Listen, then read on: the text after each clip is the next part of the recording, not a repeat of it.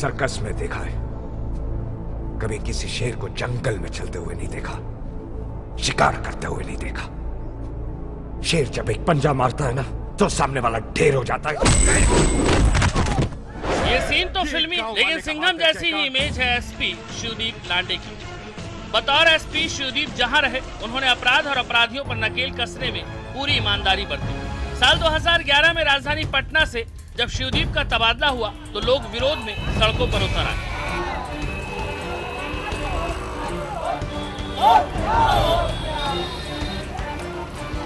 पटना में शिवदीप जब तक रहे तब तक उन्होंने गुंडे, मवालियों, भ्रष्टाचारियों की नाक में दम कर दिया।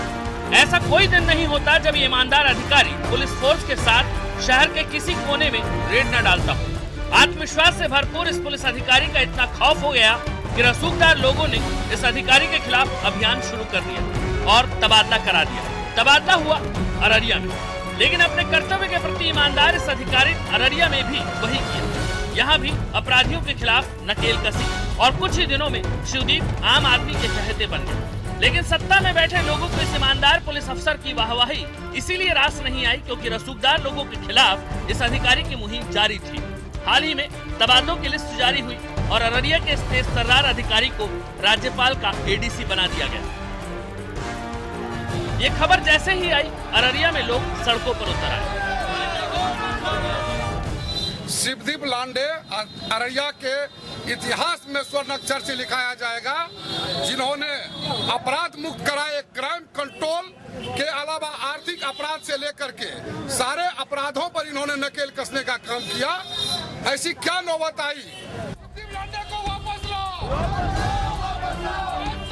किसी अधिकारी के लिए अगर लोग सड़कों पर उतर रहे हैं तो उसके मायने हैं, और उन मायनों को अगर सरकार नजरअंदाज कर रही है तो इसका सीधा मतलब है दाल में कुछ काला है या फिर सोच में कुछ खोट है। देखिए, ये एक प्रशासनिक व्यवस्था है। अररिया के लोग कोई धरना देने नहीं आए थे कि उनको एसपी बनाया जाए। प्रशासन में जो लोग लगे हैं वो अपनी योजना से करते हैं। कभी कुछ अच्छे रिजल्ट भी आते हैं, कुछ बुरे रिजल्ट भी आते हैं, लेकिन उसका एक सिस्टम है, उस सिस्टम में होता है। इस पर ज्यादा टिप्पणी करने की जरूरत है। एसपी लांडे जब पटना में थे, जिन्होंने अपराधियों को नकेल कसने का काम किया था, कालाबाजारियों का नकेल कसने का काम किया था, तो रातों रात ट्रांसफर हो जाता है। और फिर यही लांडे जब अररिया में अच्छा काम कर रहे हैं, सारे स्मगलर को और सारे कालाबाजारियों को और सारे अपराधियों को नकेल कसने का काम किया, तो उनका ट्रांसफर हो जाता है एडीसी राज्यपाल। क्या मतलब है इसका निकलता है? मैं जानना चाहता हूं, क्या विपक्ष 15 साल में उसने कभी ट्रांसफर पोस्टिंग नहीं किया था?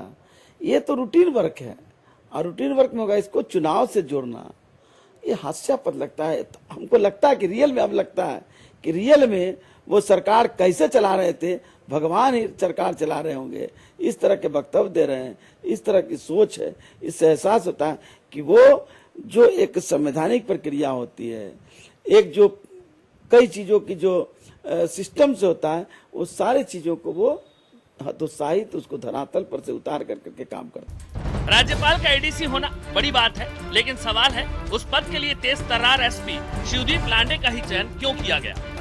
ये कोई पहला मौका नहीं है और शिवदीप लांडे इकलौते उदाहरण नहीं है।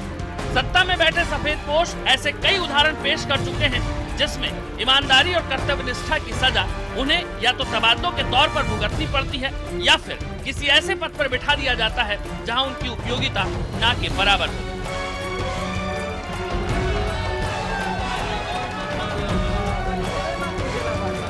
रवि कुमार, अररिया, महुआ न्यूज।